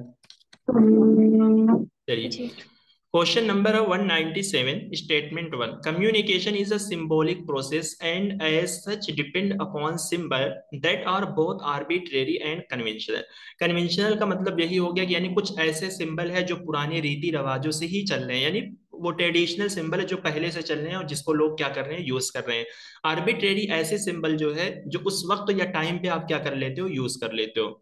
तो कह रहे हैं कि कम्युनिकेशन एक सिंबल प्रोसेस है जो सिंबल के ऊपर ही डिपेंड करता है, और वो सिंबल जो है दोनों होते हैं, आर्बिट्रेरी होते हैं एंड कन्वेंशनल होते हैं। तो कन्वेंशनल हमने आपको बता दिया कि यानी ऐसा सिंबल जो पहले से ही यूज हो रहा है, ठीक है। जैसे बहुत सारे ऐसे सिंबल है, जैसे मान लीजिए ट्रैफिक पे जो सिंबल लगा होता है, अक्सर बेशतर चीजें जो है वो येलो कलर पर लिखी हुई होती है। तो आपको समझ में आ जाएगा कि हाँ यहाँ पर जो है कॉशन है, यानी खतरा है, हमें क्या है यहाँ पर रुकना है। तो ये कन्वेंशनल सिंबल है। आर्बिट्रेरी सिंबल आप ये बोल सकते हो, जैसे आप जा रहे हो और पीछे से जो है कोई गाड़ी आ रही है, ठीक है, और सामने वाला बंदा जो है वो सुन नहीं रहा जिसके पीछे से जो है गाड़ी आ रही है। तो अचानक जो है उसको बताने के लिए आपने अपने हाथ से हाथ उठाकर इस तरीके से इशारा कर दिया, या आपने कुछ अपने हाथ से ऐसी शेप बना दी ताकि उसको समझ में आ जाए कि हाँ उसके पीछे जो है कोई गाड़ी लेकर आ रहा है या कोई उसको मारने के लिए आ रहा है। तो ये क्या, ये आर्बिट्रेरी सिंबल है, यानी आपने उसी वक्त जो है इस सिंबल को क्या किया है, क्रिएट किया है, ठीक है। यानी जो उस सिचुएशन के मुताबिक आप सिंबल क्रिएट करके जो है क्या कर लेते हो, कम्युनिकेट कर लेते हो। जैसे बहुत सारी चीज ऐसी होती है जहां पर हम वर्बली नहीं बोल पाते हैं, but non verbally sign symbol या आंख से इशारा करके या उसको बता करके हम अपना कम्युनिकेशन जो है कर लेते हैं। तो ये क्या होता है, आर्बिट्रेरी सिंबल होते हैं, ठीक। सर फिर जैसे कि टेन, हेलो सर, जैसे कि टेन रोकना के लिए जो रेड कलर का जो यूज करते हैं। हम्म। हाँ, तो ये आपके कन्वेंशनल सिंबल में यूसी आएंगे ना करते कि हैं। हाँ नहीं तो, हाँ तो ये कन्वेंशनल सिंबल में आएंगे, यानी ये एक ऐसा सिंबल है जो पहले से चलता आ रहा है। देखिए आर्बिट्रेरी सिंबल आप ऐसे समझ सकते हो, जैसे मान लीजिए आप लोग अपने टीचर के सामने बैठे हुए, ठीक है, जैसे टीचर के सामने जनरली जब हम कोई बात करते हैं या हमारा कोई ग्रुप होता है या हम साथी लोग होते हैं, तो उसी में से अगर कोई साथी जो है कुछ ऐसी बात बोल रहा है जो आप में से लोगों को नहीं पसंद आ रही, तो उसको जो है आप बोलकर ये बात नहीं कहोगे कि तुम चुप रहो तुम मत बोलो, बल्कि तुम इशारा करोगे कि तुम बैठ जाओ। तो ये जो हमने इशारा किया है, तो हमारा फ्रेंड जो है वो ये समझ गया है कि ये मुझे रुकने के लिए बोल रहा है। तो ऐसा सिंबल कौन सा है? यही आर्बिट्रेरी सिंबल है, यानी जो उस सिचुएशन पे आपने क्रिएट करके यूज किया है। आ गई समझ में बात? जी। ठीक है। तो सेकंड में, different symbol can not be selected to represent an object और आइडिया टू कम्युनिकेट। कह रहे हैं कि किसी भी ऑब्जेक्ट या आइडिया को जो है रिप्रेजेंट करने के लिए जो है डिफरेंट सिंबल को सिलेक्ट नहीं किया जा सकता कम्युनिकेट करने के लिए, यानी किसी भी ऑब्जेक्ट या आइडिया को जो है रिप्रेजेंट करने के लिए, बताने के लिए जो है डिफरेंट सिंबल को जो है सिलेक्ट नहीं किया जा सकता। तो क्या सर ऐसा थर्ड, है? पहला सही दूसरा गलत। हाँ, तो दूसरा जो है गलत है, क्योंकि एक चीज को बताने के लिए जो है हम मुख्तलिफ तरीके के साइन सिंबल को जो है यूज कर सकते हैं, ठीक है। पहला जो है वो सही है और सेकंड स्टेटमेंट जो है वो आपका रॉन्ग हो जाएगा। चलिए, क्वेश्चन नंबर 198। अब यहाँ से रिसर्च से जो है क्वेश्चन शुरू हो रहे हैं। The process of detection involves drawing generalizable inference out of observation. देखिए आपको याद है हमने इंडक्टिव के अंदर आपको क्या बताया था? अपहत, ठीक है, यानी OPHT, ठीक है। जी सर। तो और यहाँ पे हमने आपको डिडक्शन में क्या बताया था? थोस, ओ। THOS, ठीक है, यानी जहां पर थ्योरी होती है, फिर ऑब्जर्वेशन, फिर हाइपोथेसिस बनती है, फिर इसी तरीके से क्या होता है, आपका ऑब्जर्वेशन, ऑब्जर्वेशन। ऑब्जर्वेशन हम करते हैं, ठीक है। तो यहाँ पर वही कह रहे हैं कि the process of deduction involves drawing generalizable inference. कह रहे हैं कि डिडक्शन का प्रोसेस जिसमें जो है जनरलाइजेबल इन्फ्रेंस जो है ड्रॉ होते हैं ऑब्जर्वेशन के बगैर, यानी आउट ऑफ ऑब्जर्वेशन, ऑब्जर्वेशन के बाहर। कहना ये चाह रहे हैं कि डिडक्टिव रिसर्च में जो है हम जनरलाइज तो करते हैं बट इसके अंदर ऑब्जर्वेशन जो है नहीं होती है, ये कहना चाह रहे हैं। सेकंड में कहा गया कि positivism advocates the application of the method of natural science to the study of social reality. Positivism and post positivism दोनों का फर्क आपको मालूम है। पॉजिटिविज्म जिसको हम नेचुरल साइंस या साइंस बोलते हैं, पोस्ट पॉजिटिविज्म जिसको हम सोशल साइंस बोलते हैं। तो पॉजिटिविज्म कह रहे हैं कि सोशल रियलिटी की स्टडी करने के लिए जो है वो नेचुरल साइंस के ही एप्लीकेशन को एडवोकेट करती है, यानी नेचुरल साइंस के ही एप्लीकेशन या मेथड्स को ही वो मानती है। तो पॉजिटिविज्म के बारे में हमने यही पढ़ा है कि ये फिलॉसफी जो है ये उसी चीज को फॉलो करती है जिसको साइंस ने बताया है। ये कहती है कि साइंस ही जो चीज कहेगा हम उसी को मानेंगे, ठीक है, हम उसको बिल्कुल भी चेंज नहीं करेंगे। तो वही बात जो है यहाँ पर की जा रही है। तो सर बताइए कि दोनों सही है। दोनों सही है। सर ये लास्ट का जो थोड़े सेकंड वाला थोड़ी कंफ्यूजिंग है, क्योंकि नेचुरल साइंस के स्टडी करते पॉजिटिव, लेकिन यहाँ पर जो उन्होंने जोड़ दिया सोशल रियलिटी, इसको तो पोस्ट पॉजिटिविज्म में भी होता है। हाँ, तो वो मतलब पोस्ट पॉजिटिविज्म में होता है, लेकिन इसकी स्टडी करने के लिए कह रहे हैं कि हम नेचुरल साइंस को ही फॉलो करते हैं। तो ये बात यहाँ पे बोली जा रही है कि यही सोशल इश्यूज को देखने के लिए जो है हम पोस्ट पॉजिटिविज्म वाली ही चीजों से हम क्या कर रहे हैं, स्टडी कर रहे हैं। कहना ये चाह रहा है कि जो हम सोशल रियलिटी के बारे में पढ़ना चाह रहे हैं उसकी स्टडी जो है हम पॉजिटिविज्म के थ्रू कर रहे हैं, यानी हम यही उसमें सर फिर उसी गलत है। नहीं, सही बोल रहा है ना, यानी इसके अंदर जो है हम उसी चीज को बताएंगे जो साइंस कह रहा है, ठीक है। पोस्ट पॉजिटिविज्म में क्या होता है, वो ये कहता है कि हम सिर्फ साइंस को नहीं मानेंगे बल्कि यहाँ पर जो है हम ह्यूमन की ऑब्जर्वेशन की को भी देखेंगे कि ह्यूमन इस चीज के बारे में क्या कह रहा है, या टाइम टू टाइम इसके अंदर जो चेंजेस हो रहे हैं वो ये क्या कह रहे हैं। लेकिन पॉजिटिविज्म किसी भी इश्यूज की अगर स्टडी करता है तो वो क्या करता है, नेचुरल साइंस के ही मुताबिक करता है कि साइंस ने जो कह दिया वही चीज जो है अटल रहेगी, यहाँ पर जो है ह्यूमन की ऑब्जर्वेशन जो है नहीं चलेगी। देखिए डिडक्शन वाला इस वजह से गलत है क्योंकि कह रहा है आउट ऑफ ऑब्जर्वेशन, क्योंकि इसके अंदर भी जो है ऑब्जर्वेशन होती है, ठीक है, जनरलाइजेबल इन्फ्रेंस आप निकालते हो लेकिन ऑब्जर्वेशन यहाँ पर भी होती है, ठीक है। तो ये आउट ऑफ ऑब्जर्वेशन की बात कर रहा है, इस वजह से जो है फर्स्ट स्टेटमेंट आपका गलत हो जाएगा, सेकंड स्टेटमेंट जो है वो सही हो जाएगा। समझ में आया? जी जी सर, आ गया।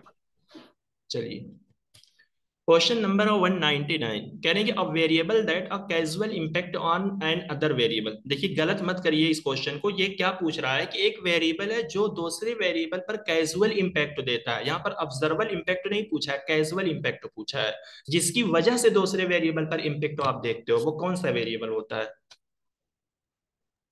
बी। हाँ, तो ये हो जाएगा आपका इंडिपेंडेंट वेरिएबल, क्योंकि इंडिपेंडेंट वेरिएबल को हम क्या बोलते हैं? कॉज बोलते हैं। ठीक है, यानी इसी की वजह से हम दूसरे वेरिएबल पर इंपैक्ट देखते हैं। ठीक है, चलिए क्वेश्चन नंबर है 200। कह रहे हैं quantitative research can be constructed as a research strategy that usually. कह रहे हैं क्वानिटेटिव रिसर्च को जो है रिसर्च स्ट्रेटजी के तौर पे जो है यूज किया जा सकता है, जो कि आमतौर पर क्या होती है? एंटायर्स आर डिडक्टिव अप्रोच। कह रहे हैं कि एक डिडक्टिव अप्रोच फॉलो करती है, थ्योरी एंड रिसर्च के दरमियान इसका एक रिलेशनशिप होता है, या एक इंडक्टिव अप्रोच फॉलो करती है, या फिर इसी तरीके से जो है reject the practice and norm of natural scientific model end of positivism in particular. कह रहे हैं कि ये नेचुरल साइंटिफिक मॉडल के नॉर्म्स एंड प्रैक्टिस को रिजेक्ट करती है, और इसी तरीके से पर्टिकुलर में पॉजिटिविज्म को भी ये रिजेक्ट करती है। तो ये क्या होगा यहाँ पे? B. A sir.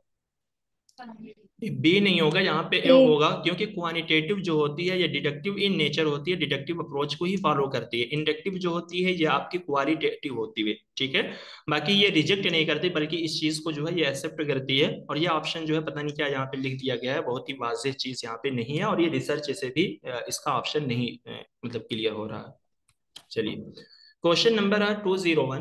Quantitative research less emphasis on contextual understanding. कह रहे क्वालिटेटिव रिसर्च का फोकस जो है कॉन्टेक्चुअल अंडरस्टैंडिंग पर होता है। सेकंड में कहा गया कि quantitative research is typically highly unstructured. क्या क्वानिटेटिव रिसर्च जो है वो उमूमी तौर पर जो है हाईली अनस्ट्रक्चर्ड होती है? तो कौन सी रिसर्च स्ट्रक्चर्ड होती है, कौन सी अनस्ट्रक्चर्ड होती है, उसी एतबार से जो है आपको आंसर करना है। Third option sir. हाँ, क्योंकि देखिए क्वालिटेटिव रिसर्च जो होती है यहाँ पर हमें मतलब फिनोमिना के बारे में जो है जानकारी नहीं होती, तो उस फिनोमिना या उस कॉन्टेक्स्ट को समझने के लिए हम यहाँ पर चीजों को क्या करते हैं? डिस्कवर करते हैं। हाईली अनस्ट्रक्चर्ड जो है वो आपकी क्वानिटेटिव होती है, नहीं, हाईली अनस्ट्रक्चर्ड जो होती है वो क्वालिटेटिव रिसर्च होती है, क्वानिटेटिव रिसर्च नहीं होती। क्वानिटेटिव रिसर्च जो होती है वो स्ट्रक्चर्ड होती है, क्वालिटेटिव जो होती है वो अनस्ट्रक्चर्ड होती है। चलिए क्वेश्चन नंबर है 202। Truth and falsehood are attributes of individual proposition. कह रहे हैं कि ट्रुथ एंड फॉल्सहुड जो है वो किसी भी इंडिविजुअल प्रोपोजिशन को जो है बताते हैं। यानी कहने का मतलब ये हो गया कि यानी इंडिविजुअली तौर पे हम ये बोल सकते हैं कि ये प्रीमाइस जो है ट्रू है, या ये प्रीमाइस जो है फॉल्स है, ये कह रहे हैं। सेकंड स्टेटमेंट में कहा गया है कि validity can be attribute to any single proposition by itself. Validity जो है वो किसी भी सिंगल प्रोपोजिशन को जो है खुद से जो मतलब वैलिडिटी को जो है किसी भी सिंगल प्रोपोजिशन के जरिए जो है एट्रीब्यूट किया जा सकता है, यानी जाना जा सकता है। तो क्या वैलिडिटी को हम किसी भी सिंगल प्रोपोजिशन से जान सकते हैं कि हाँ ये स्टेटमेंट जो है आपका वैलिड है, या किसी भी सिंगल प्रोपोजिशन से हम ये बता सकते हैं कि हाँ ये स्टेटमेंट जो है इनवैलिड है? बताइए। दोनों सही है सर। थर्ड। थर्ड यही, ऑप्शन। देखिए यही जो है आप लोग गलत कर रहे हो। देखिए वैलिडिटी जब भी वर्ड आप लोग यूज करते हो तो आपके माइंड में ये चीज आना चाहिए कि हम पूरे आर्गुमेंट को क्या बोलते हैं? वैलिड बोलते हैं या इनवैलिड बोलते हैं? तो वैलिड का वर्ड जब भी यूज होगा तो वो तीन स्टेटमेंट को लेकर ही यूज होता है, premise one, premise two and conclusion. यानी इस तरीके का जो स्ट्रक्चर्ड होता है उस स्ट्रक्चर्ड को ही हम क्या बोलते हैं? आर्गुमेंट बोलते हैं, और इस आर्गुमेंट को वैलिड या इनवैलिड बोला जाता है। तो किसी एक सिंगल यानी किसी एक प्रीमाइज को लेकर आप कैसे बोल सकते हो कि ये चीज वैलिड होगी या इनवैलिड होगी? बताइए। ये एक सिंगल प्रोपोजिशन को लेकर आप बोल सकते हो कि हाँ ये प्रीमाइज जो है ट्रू है, हाँ ये प्रीमाइज जो है फॉल्स है। बट वैलिड जब भी आप बोलोगे तो पूरे आर्गुमेंट को लेकर ही वैलिड और इनवैलिड का फैसला किया जाता है, नॉट एनी सिंगल प्रोपोजिशन। ठीक, आया समझ में? जी सर। ठीक है, तो ऐसी गलती नहीं करना। इस तरीके के क्वेश्चन आते हैं और एग्जाम में जो है हम लोग गलत करके आते हैं। क्यों गलत करके आते हैं? क्योंकि सिंपल सी चीज लिखी होती है तो हमें यही लगता है कि हाँ बिल्कुल सही है। थोड़ा सा इन सारी चीजों पे जो है आप लोग तवज्जो दीजिएगा। चलिए क्वेश्चन नंबर है 203। नया syllogism has 3 proposition, Aristotelian syllogism है 5 प्रोपोजिशन। बताइए क्या सही है क्या गलत है? प्रोपोजिशन एंड टर्म दोनों के अंदर जो है डिफरेंस होता है, ये बताया गया है आपको। सर पहला सही दूसरा गलत। फिर वही गलती। देखिए यहाँ पर जो है प्रोपोजिशन मींस स्टेटमेंट होता है, तो न्याया की 3 प्रोपोजिशन कहाँ पे, न्याया का तो 5 है ना, जिसको हम फून बोलते हैं। 3 प्रोपोजिशन जो होते हैं वो अरिस्टोटल के होते हैं। टर्म जो है वो दोनों की 3 होती, माइनर मेजर एंड मिडिल, इसको हम टर्म बोलते हैं। न्याय के अंदर भी 3 टर्म है बट 5 प्रोपोजिशन है। अरिस्टोटल के अंदर 3 प्रोपोजिशन होते हैं और 3 टर्म होती है। ठीक है, यानी दोनों के अंदर टर्म जो है सेम है, 3 3 है, बट प्रोपोजिशन जो है फर्क होता है। अरिस्टोटोलियन का जो सिलोजिज्म होता है उसके अंदर 3 प्रोपोजिशन होता है। वो कौन सा, जिसको हम आर्गुमेंट बोलते हैं, यानी प्रीमाइस 1, प्रीमाइस 2 एंड कंक्लूजन। ये अरिस्टोटोलियन का। न्याय वाला जो होता है जिसको हम फून बोलते हैं, प्रतिजना, हेतु, उपन्याय, उदाहरण एंड निगमना। ठीक है। सर इसको आप एक बार साइट में वैसे करके क्लियर करके रख सकते हैं क्या, फिर हम नोट कर लेंगे, बहुत कंफ्यूजन होती है मुझे इसमें। देखिए यहाँ पे लिखा गया है न्याय हैज 3 प्रोपोजिशन। ठीक है, तो आप लिखिए यहाँ पर न्याय की 3 टर्म होती है। ठीक है, मेरी कलम जो है मेरे पास नहीं, इस वजह से लिखने में थोड़ा सा हमें दिक्कत हो रही है, बट मैं बोल रहा हूँ।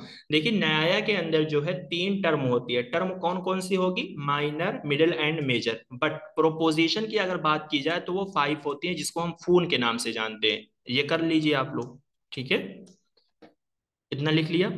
न्याय के जो है 5 प्रोपोजिशन जिसको हम फूल बोलते हैं, और टर्म जो है 3 होती है जिसको हम माइनर, मिडिल एंड मेजर बोलते हैं। ठीक।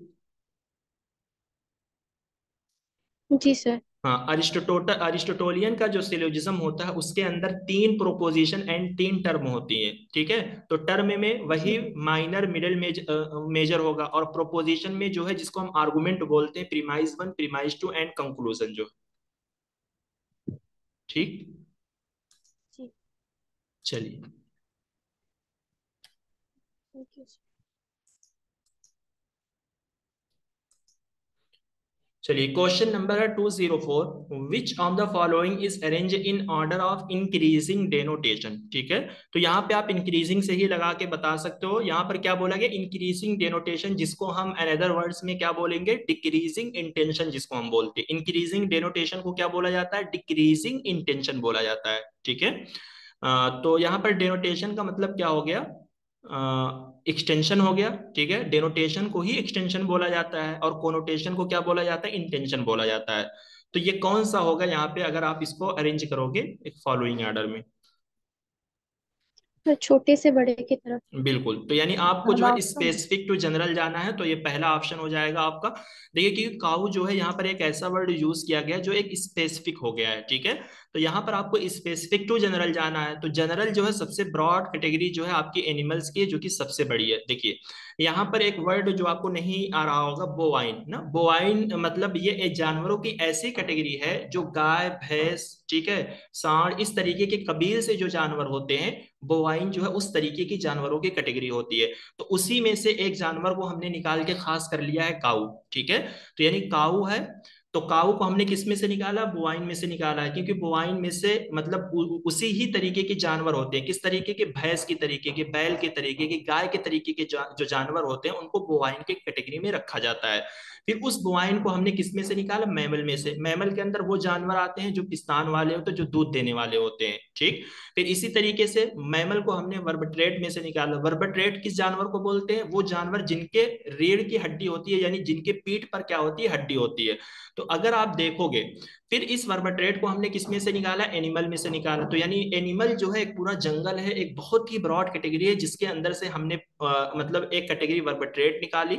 फिर उस वर्बट्रेट में से मैमल निकाला, फिर मैमल में से हमने बोवाइन निकाला, बोवाइन में से हमने निकाल के एक जानवर काऊ को खास कर दिया है। तो ये क्या हो गया, अगर इसको हम उल्टा लेकर चलेंगे तो ये स्पेसिफिक टू क्या हो जाएगी, जनरल हो जाएगी। चलो। ठीक। चलिए, क्वेश्चन नंबर है 205। Which of the following statement are logically equivalent. देखिए इस तरीके के जब क्वेश्चन आते हैं तो हमने आपको बोला था कि अगर क्वेश्चन में जो है उस स्टेटमेंट को मेंशन ना किया गया हो, कि यानी इसका जो है आपको लॉजिकल इक्विवेलेंट बताना हो। जैसे इसमें कुछ भी ऐसा स्टेटमेंट आपको नहीं दिया गया है जिसके बेस पर आप जो है लॉजिकल इक्विवेलेंट निकालो, तो उसके लिए हमने आपको बोला था कि स्टेटमेंट का जो पहला वाला वर्ड होगा उसी को जो है आप वो मानिए, क्वेश्चन मानिए, और उसी के अकॉर्डिंगली जो है आप निकालिए। बट इसमें जो है ऐसा नहीं निकलेगा। पहले आप इसको निकाल कर बताइए तो हम आपको बताते हैं। यानी इसमें जो है ना आपको सबका चेक करना पड़ेगा, क्या इसका जो है लॉजिकल इक्विवेलेंट है, क्या इसका जो है लॉजिकल इक्विवेलेंट है। जैसे यहाँ पर जो है ये दो वर्ड सी एंड डी वाले जो मतलब यहाँ पे स्टेटमेंट दिए गए हैं, इनका लॉजिकल इक्विवेलेंट जो है A B and A B है। ठीक है, तो इस एतबार से जो है ऑप्शन नंबर डी जो है इसको सही माना गया है। तो आपको ये मतलब सजग होकर रहना है, या इस तरीके की जानकारी आपको अपने माइंड में रखना है। अगर इस तरीके के क्वेश्चन आ रहे हैं तो आपको ये भी क्या करना पड़ेगा, चेक करना पड़ेगा। देखिए अगर आप इसको स्टेटमेंट मानते हो डी वाले को, ठीक है, सम एप्स और मंकी, ठीक है, इसका लॉजिकल इक्विवेलेंट कौन सा होगा यहाँ पे, ए वाला होगा। जी सर।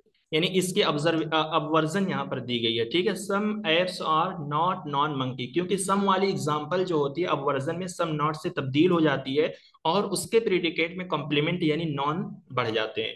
ठीक है, सम मंकी आर एप्स, ठीक है, तो इसका लॉजिकल इक्विवेलेंट क्या होगा, ये होगा। ठीक है, तो सम जी monkey are not non apes. तो यानी अगर आप ए को अपना स्टेटमेंट मानते और उसके बिना पर जो है आप खोजते कि क्या इसका लॉजिकल इक्विवेलेंट मिल रहा था, तो आप जो है नहीं समझ पा रहे होगे ना, क्योंकि यहाँ पर लॉजिकल इक्विवेलेंट ऊपर दिया गया है और उसका स्टेटमेंट जो है सी एंड डी में दिया गया है। ठीक, समझ में आ गया। अगर इस तरीके के क्वेश्चन आएंगे तो आपको ये भी चेक करना पड़ेगा। जी सर। चलिए, क्वेश्चन नंबर है 206। As per square of opposition all the statement some birds are S is given as false, then which of the following statement can be immediately inferred to be true. अगर some वाली example को false दिया गया है तो किसको जो है इमीडिएटली इन्फर करोगे कि वो सही होगी। Sir no buts sir no वाला और सम नोट वाला। तो नो वाला एंड सम नॉट वाला, ठीक है। तो यहाँ पर देखिए जब आल के साथ नॉट लग जाता है तो वो क्या बन जाता है, सम नॉट बन जाता है। याद है आप लोगों को बताया गया है, जी आल के सर। साथ जो है जब नॉट लगता है तो वो वाली स्टेटमेंट आपकी सम नॉट बन जाती है। तो अगर सम वाली स्टेटमेंट आपको गलत दी गई है तो इसका क्या मतलब है, नो वाली स्टेटमेंट आपकी सही हो ठीक है, जी सही हो सर। जाएगी। ठीक है, और हमने उसमें क्या पढ़ा है, सब अल्टरनेशन का रिलेशन अगर हम चेक करेंगे तो उसमें हमने यही पढ़ा है कि फॉल्स जो होता है वो अपवर्ड जाता है, ट्रुथ जो होता है वो डाउनवर्ड जाता है। तो यानी नो वाला अगर सही है तो उसके नीचे वाला स्टेटमेंट सम नॉट है वो क्या हो जाएगा, आपका ट्रू हो जाएगा। ठीक है, तो C D option number A जो है इसका सही आंसर होगा। चलिए, क्वेश्चन नंबर है 207। देखिए इस तरीके के हायर एजुकेशन में काफी क्वेश्चन आए हुए हैं, जैसे काफी यूनिवर्सिटीज आपसे पूछी जा रही है, काफी कॉलेजेस के बारे में पूछा जा रहा है। तो यहाँ पर कुछ प्री इंडिपेंडेंस कॉलेज यानी जो आज़ादी से पहले अंग्रेजों के ज़माने में जो कॉलेजेस बनाए गए थे वही पूछा गया। रेड कॉलेज है, फरमान कॉलेज है, मुएर सेंट्रल कॉलेज है, एंग्लो ओरिएंटल कॉलेज है। तो आपको लगाकर बताना है, शायद एक का आप लोगों को मालूम ही होगा, उसी से आप बता भी सकते हो इसको। Third option sir. Sir B2 से मिलेंगे थर्ड। तो हो। हाँ वही कह रहा हूँ, क्योंकि ये वही है जो अलीगढ़ मुस्लिम यूनिवर्सिटी के अंदर तब्दील हुआ है। तो देखिए इसका जो है हमने यहाँ पर दे दिया है, ये रेड ये क्रिश्चियन कॉलेज है, ठीक है, जो कि लखनऊ में है, 1862 में बना है। ठीक है, और ये उस टाइम पे जो है यूनिवर्सिटी ऑफ कलकत्ता से जो है ये एफिलिएटेड था।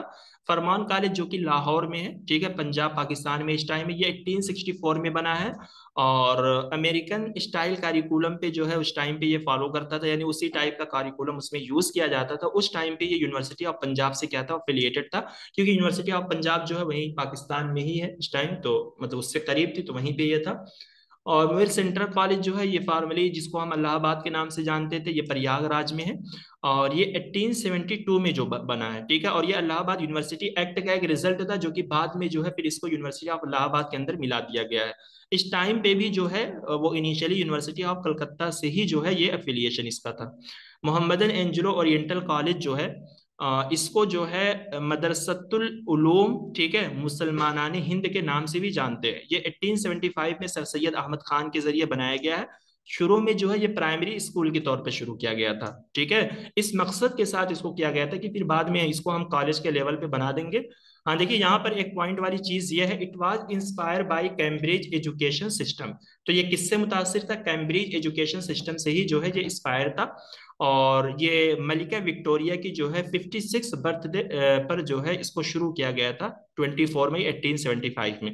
तो आप याद कर सकते हो क्वीन विक्टोरिया की 56 बर्थडे पर इसको शुरू किया गया, और ये कैम्ब्रिज एजुकेशन सिस्टम से बहुत ज्यादा मुतासिर था। ठीक है, ये कुछ इस तरीके से मोहम्मदन एंजलो ओरिएंटल कॉलेज के बारे में जो है आप रख सकते हो, और इन कॉलेजेस का जो है एफिलिएशन भी आप याद रख सकते हो। डेट भी जो है सबकी करीब करीब है, ठीक है, जैसे 1872 1875, ठीक। तो यहाँ पर यम यम वाले जो है मुयर सेंट्रल कॉलेज, ये भी जो है आपका उत्तर प्रदेश इलाहाबाद में है, और ये जो अलीगढ़ ये भी जो है आपका उत्तर प्रदेश में है। तो यानी दोनों यम वाले कॉलेज जो है ये आपके नजदीक 1872 1875 में है। फिर इसी तरीके से आप देखेंगे ये भी जो है 62 एंड 64 में है। तो इस तरीके से आप रिलेट करके याद कर सकते हो। इसको जो है असेंडिंग डिसेंडिंग ऑर्डर में लगाने के लिए जो है ये क्वेश्चन आपसे पूछा जा सकता है, क्योंकि आप देख सकते हो कि इस बार के जो भी हायर एजुकेशन के क्वेश्चन आ रहे हैं वो इसी तरीके के ही आ रहे हैं। कुछ ऑर्गेनाइजेशन आपसे पूछे जा रहे हैं कहाँ पर सिचुएटेड है, उसको असेंडिंग डिसेंडिंग में पूछा जा रहा है, यानी उसकी स्टेब्लिश डेट पूछी जा रही है, उनके वायसरॉय के बारे में पूछा जा रहा है, उसके चेयरमैन के बारे में पूछा जा रहा है। तो ऐसी चीजों को आप याद करोगे तभी जो है आपकी नॉलेज क्या होगी, थोड़ा सा इंक्रीज होगी अच्छे तरीके से, ठीक है। तो मुझे नहीं लगता कि डेट जो है वो बहुत दूर दूर की है जो को आपको याद करने में दिक्कत हो, काफी क्लोजली सारी डेट है, तो आप रिलेट कर सकते हो। चलिए, क्वेश्चन नंबर है 208। In its early years the Calcutta university had affiliated college even in. कह रहे हैं कि यानी इसके इब्तदाई दिनों में, यानी इसके शुरुआती दिनों में कलकत्ता यूनिवर्सिटी का जो एफिलिएशन, कलकत्ता यूनिवर्सिटी का एफिलिएशन जो है यहाँ तक किस कॉलेजेस में था, मतलब इन कंट्री में भी जो है इनके कॉलेजेस का एफिलिएशन यूनिवर्सिटी का मतलब कलकत्ता यूनिवर्सिटी से था। क्या अफगानिस्तान, कश्मीर, श्रीलंका यानी साइलोन, या गोवा? सी सर। हाँ, तो ये हो जाएगा आपका सी, ठीक है। क्वेश्चन अब देखिए ये सारे क्वेश्चन कहाँ से इनको ये नॉलेज मिलती है, ठीक है, नेट पे भी ऐसी चीजें जो है नहीं दिखती है, ठीक है। हाँ, क्या पता गवर्नमेंट का जो गजट होता है उनके पास इस तरीके की चीजें जो है पुराने मतलब ब्रिटिश के टाइम से जो है हुकूमत के पास इस तरीके के गजट्स वगैरह होते हैं, तो वहीं से जो है ये सारी नॉलेज जो है वो निकाली जाती है। फिर धीरे धीरे जब क्वेश्चन आ जाता है तब इसके तहत जो है नॉलेज को लोग क्या करते हैं, नेट पे जो है डालना शुरू करते हैं। अभी इस तरीके की नॉलेज जो है वो आपको नेट पे नहीं है, और ये चीज जो है हमने भी आपको नहीं बताई है, ठीक है। तो अब ये क्या एक पॉइंट वाली चीज है, आपने अपनी नोट में क्या करना है, इस चीज को जो है ऐड करना है, ताकि जब जब जो है आप अपनी नोट को रिवाइज करो क्वेश्चन वाली ये चीज भी क्या होती जाए, आपको रिवाइज होती चली जाए। चलिए, क्वेश्चन नंबर है 209। Which one of the following has been described as Magna Carta of Indian education? या Magna Carta of Indian education के तौर पर जो है फॉलोइंग में से किसको कहा जाता है? D sir. हाँ, यहाँ पे देखिए 1354 है, तो ये गलत है, ये 1854 है, ठीक है। Magna Carta of English education भी इसको कहते हैं, और इंडियन एजुकेशन के नाम से भी इसको जानते हैं, ठीक है। तो इसी पे क्लास को जो है एंड करेंगे। क्वेश्चन नंबर है 210। India spend one of the lowest amount per student for higher education in the world. कह रहे हैं कि इंडिया जो है मतलब हायर एजुकेशन के लिए पूरे वर्ल्ड में अगर आप देखेंगे तो पर स्टूडेंट पे जो है सबसे लोवेस्ट अमाउंट जो है ये क्या करता है, खर्च करता है। The percentage expenditure on university and higher education in India was 0.77% in 1990-91 and its decline to 0.66% in 2004 and 2005। कह रहे हैं कि यूनिवर्सिटी एंड हायर एजुकेशन पर जो है इंडिया का जो एक्सपेंडिचर है, ठीक है, वो 1990 एंड 91 में 0.67% था, और ये जो है 0.67% से क्या हो गया है, कम हो गया है 2004 एंड 2005 में। दोनों सही लग रहे सही, हैं। दोनों सही है सर। हाँ देखिए, ये स्टेटमेंट जो है दोनों सही है, और यही क्वेश्चन जो है आपको जून में भी ठीक है आपको देखने को मिलेगा, यानी रिपीटेड क्वेश्चन है। और ऐसे क्वेश्चन इसके अंदर आपको क्या फैक्ट जानना है, ठीक है, ये फैक्ट वाले ही क्वेश्चन, इसके अंदर कुछ भी आप कर नहीं सकते, ना कुछ आप घटा सकते हो ना बढ़ा सकते हो, ठीक है। जबकि इंडिया अभी भी 1% से कम ही खर्च कर रहा है अपने हायर एजुकेशन पर। रिसर्च के बारे में आपको मालूम है 0.69% जो है इंडिया क्या कर रहा है, पूरी रिसर्च पे खर्च कर रहा है। तो वही ये नॉलेज है, वही ये डेटा है, तो इस तरीके के क्वेश्चन जो है डबल जो है रिपीट हो सकते हैं, तो आपको ये याद रखना है। चलिए, तो आज की क्लास को जो है यहीं पर ख़त्म करते हैं। और बताइए आप में से किसी को कोई डाउट, कोई दिक्कत किसी चीज़ पे?